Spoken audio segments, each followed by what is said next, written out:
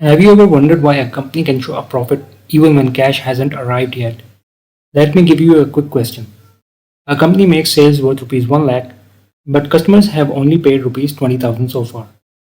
How much revenue should the company record? Is it A 20,000, B 80,000, C 1 lakh, or D 1 lakh 20,000? Most people choose rupees 20,000 because they think accounting is all about cash.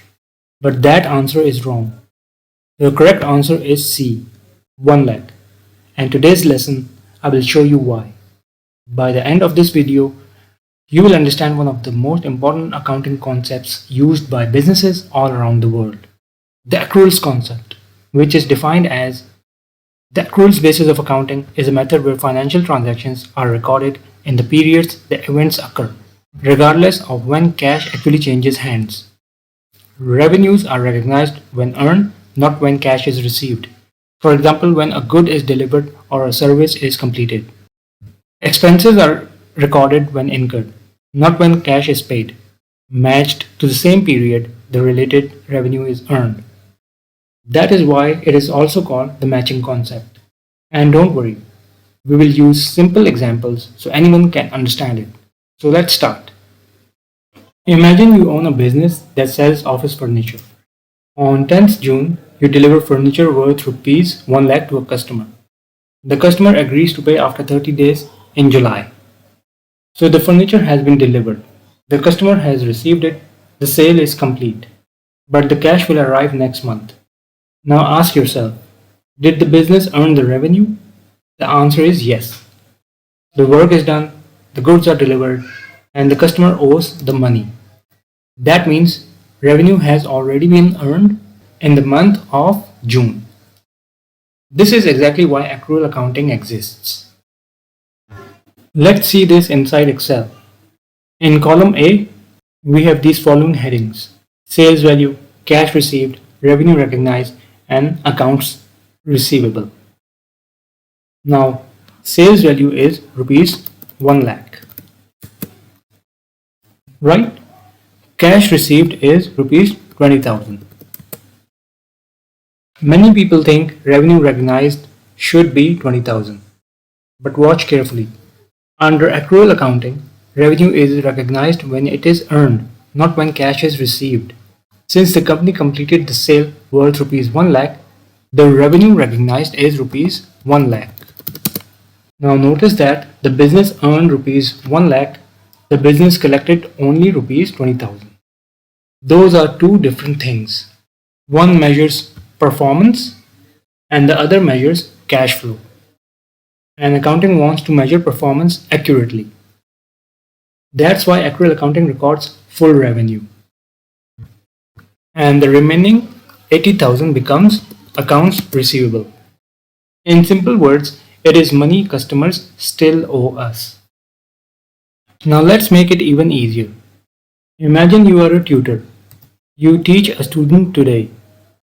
Your fee is rupees 5,000 and the student's parents promise to pay next week. But the question is, did you earn the fee today? Absolutely. You completed the teaching service and the payment timing doesn't change the fact that you earned it. That is accrual accounting.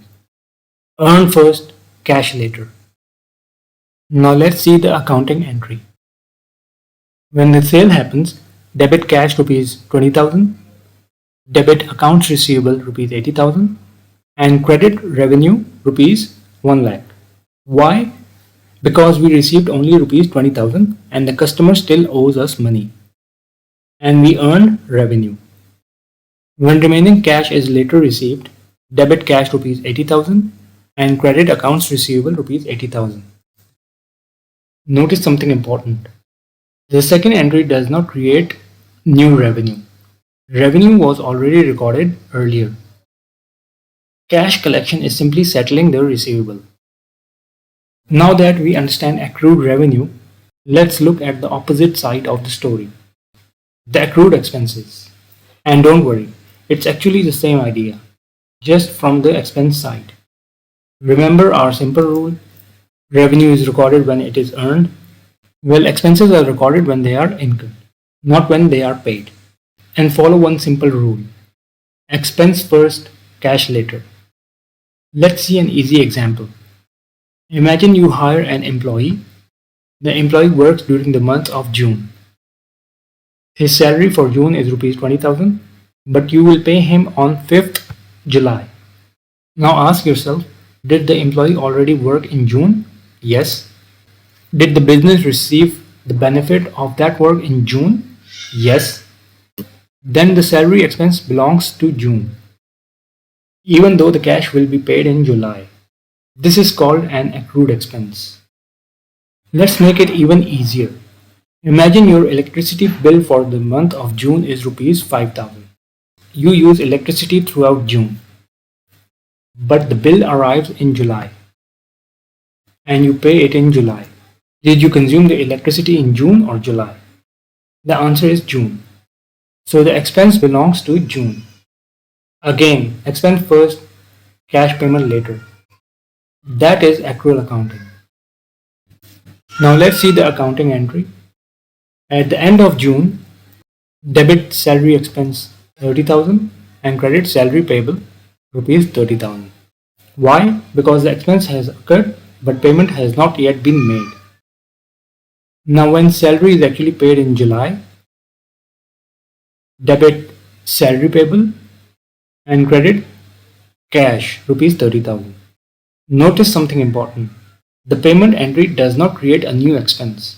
The expense was already recorded in June. July only settles the payable. Now always remember these professional tips. Number 1 is never confuse profit with cash. A business can be profitable and still have very little cash in the bank. Likewise, a business can have plenty of cash but still be making losses. Profit is based on earned revenue and incurred expenses, not simply on cash movements. Number 2, when deciding whether to record revenue, ask yourself, has the business delivered the goods or performed the service? If the answer is yes, the revenue is usually earned, even if payment has not yet been received.